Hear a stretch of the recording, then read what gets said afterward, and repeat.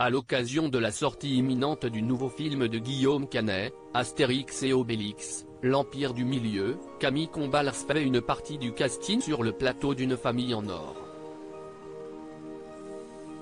En cours d'émission, un bruit étrange s'est échappé. Tous les regards se sont alors tournés vers Gilles Lellouche. Une famille en or n'a jamais aussi bien porté son nom qu'un cette soirée du 20 janvier.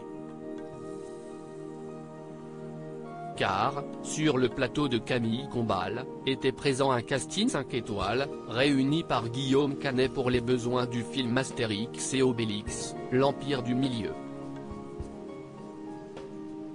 Un projet ambitieux, puisque cet opus possède le deuxième plus gros budget de l'histoire de la franchise, et un vrai défi pour le réalisateur de composer avec la fine fleur du cinéma français. Les téléspectateurs de TF1 ont pu s'apercevoir d'une partie de la difficulté de sa tâche, faisant preuve de compassion pour Camille Combal, dépassée par des invités très dissipés. 4 équipes s'affrontaient pour tenter de remporter 100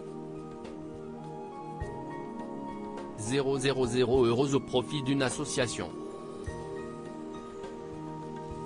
Mais la partie a vite viré aux joutes de mauvaise foi, ou règlement de compte, tentative de triche et galéjade ont trouvé leur place au milieu des bonnes réponses.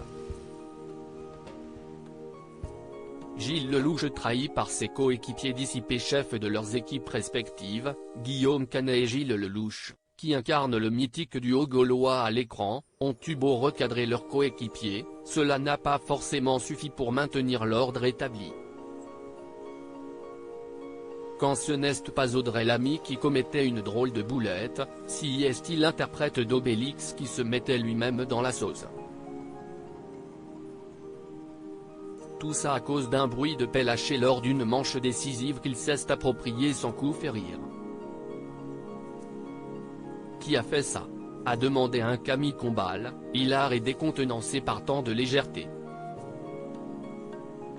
En réalité, c'est Jonathan Cohen, voyant son capitaine stressé, qui a réalisé discrètement ce son avec sa bouche, avant de le pointer du doigt.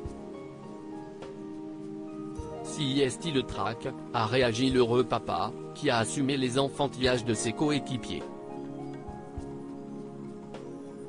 Un prout sans odeur, à part celui de l'argent récolté au final pour la bonne cause.